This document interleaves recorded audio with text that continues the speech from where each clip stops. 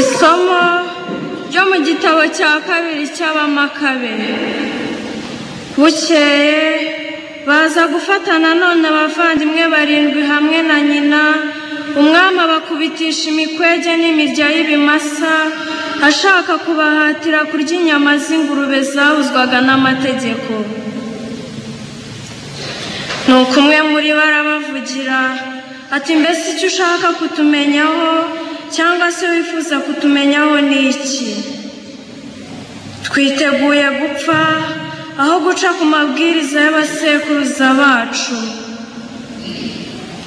Uwa kabiri nawe agiye kunogoka aravuga ati, wa mugome we, uratwambura ubuzima turimo, ariko umwami w'isi azatuzura tubeho iteka, twebwe dupfuye duhowe amategeko ye. Nyuma y'uwo batangira kubabaza n'uwa gatatu. Ahera ko azana ururimi nk'uko bari babimusabye, arambura amaboko nta mususu. Nuko avugana ubutwari ati, iyi myanya y'umubiri nyikesha nyir'ijuru, ariko ku mpamvu y'ishyaka ry'amategeko ye ndayisuzuguye, kandi niwe nizeye ko azayinsubiza. Umwami ubwe n'abari kumwe nawe batangazwa n'ubutwari bw'uwo musore wahinyuraga ububabare. Uwo nguwo amaze gupfa basingira n'uwa kane, nawe bamubabaza kuri ubwo buryo. Agiye kunogoka aravuga ati, ikiruta ni ukugwa mu biganza by'abantu, upfanye icyizere uhabwa n'Imana cy'uko izakuzura, kuko wowe udateze kuzukira ubugingo buhoraho. Iryo ni ijambo ry'Imana.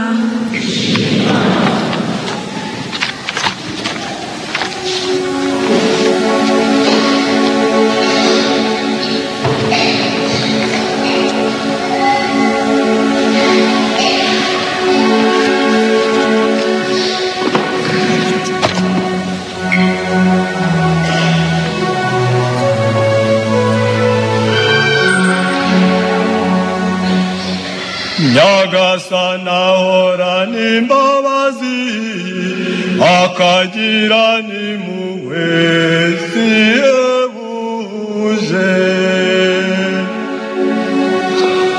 Nyagasani ahorana imbabazi, akagira n'impuhwe zihebuje. Ndagutakambira ngeze kure, Uhoraho umva ijwi ryanjye. Uhoraho umva ijwi ryanjye, utega amatwi ijwi ry'amaganya yanjye. Nyagasani ahorana imbabazi, akagira n'impuhwe zihebuje. Uhoraho uramutse witaye ku byaha byacu.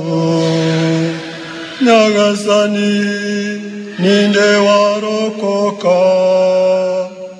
Ariko rero usanganywe imbabazi,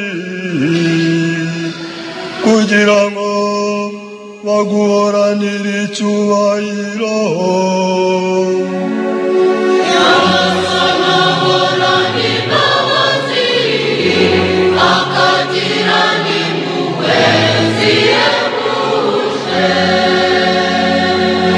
Nizeye Uhoraho n'umutima wanjye wose, nizeye ijambo rye.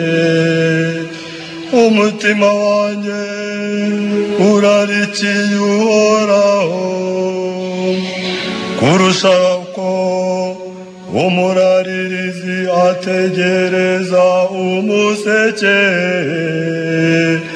rwose kurusha uko umuraririzi ategereza umuseke. Nyagasani ahorana imbabazi, akagira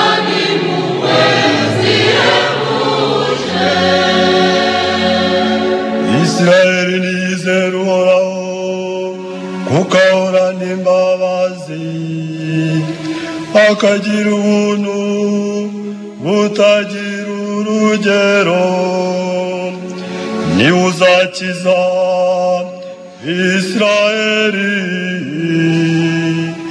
ibicumuro byayo byose.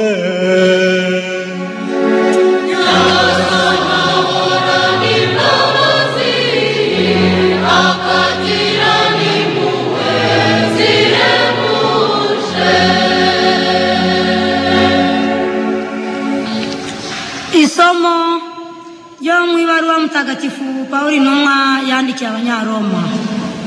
Bavandimwe, niba Imana turi kumwe, ninde waduhangara?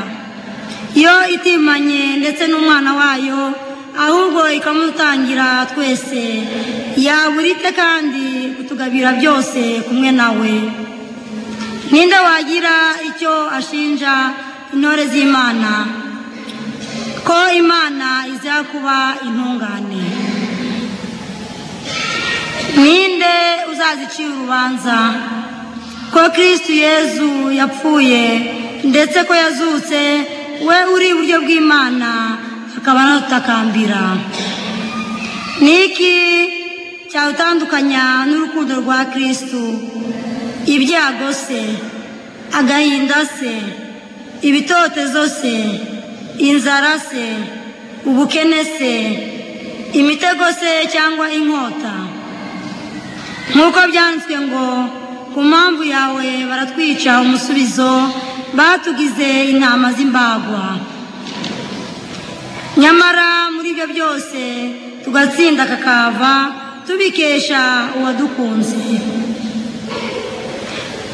Koko rero simbishidikanya, ari urupfu, ari ubugingo, ari abamarayika, ari ibinyabubasha, ari iby'ubu, ari ibizaza, ari ibinyamaboko, ari iby'ejuru, ari iby'ikuzimu, ari n'ikindi kiremwa cyose, nta na kimwe kizashobora kudutandukanya n'urukundo Imana idukunda muri Kristo Yezu umwami wacu. Iryo ni ijambo ry'Imana.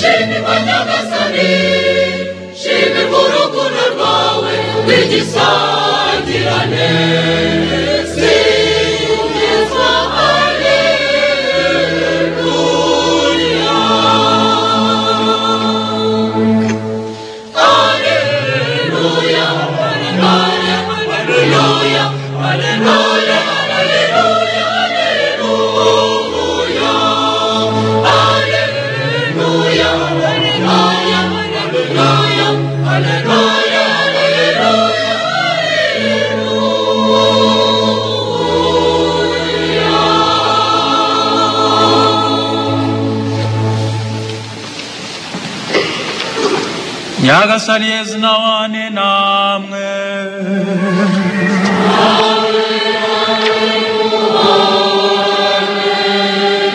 Amagambo mu Ivanjiri ntagatifu uko yanditswe na Matayo.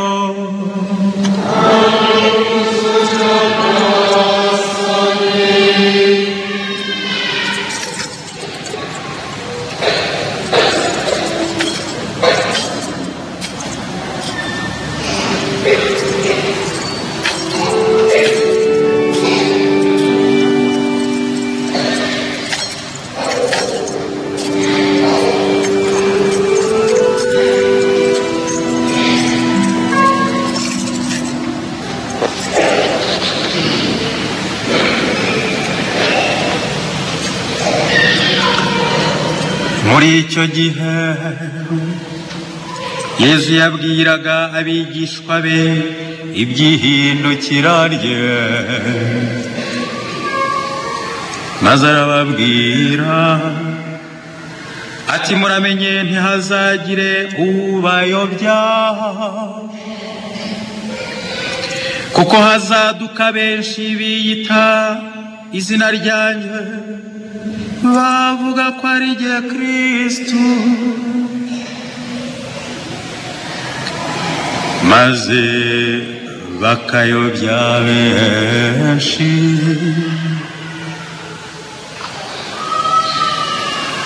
Muzumva bavuga intambara, mwumve bavuga n'impuha zayo, ariko ntimuzakuka umutima, kuko bigomba kuba. Nyamara rero si byo herezo,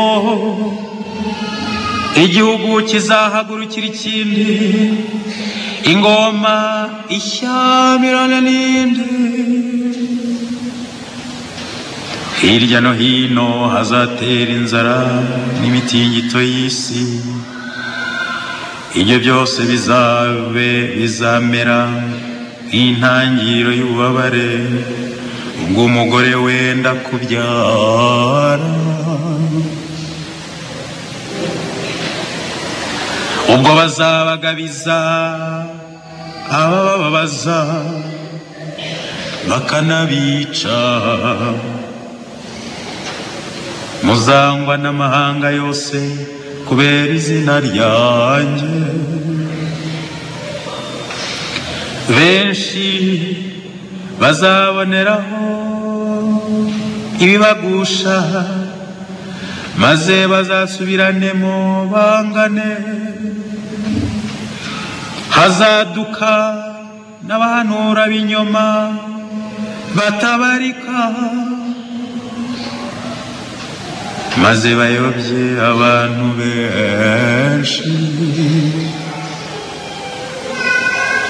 Urukundo ruzacogora muri benshi, kubera ko ubugome buzaba bwiganje, ariko uzakomera kugeza ku ndunduro, uwo niwe uzarokoka.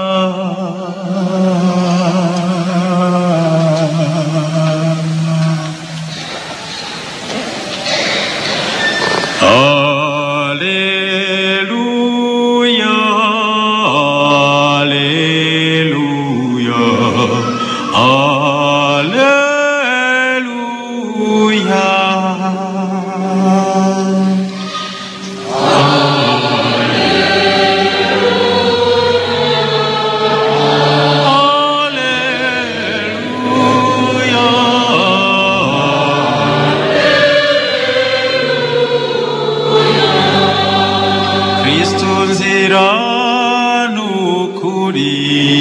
tuyobore kumana data.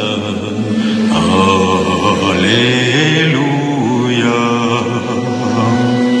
alleluia,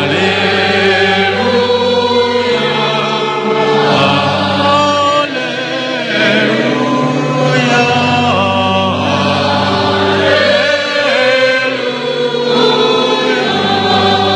Hahirwa bumva ijambo ryawe kandi bakarikurikiza.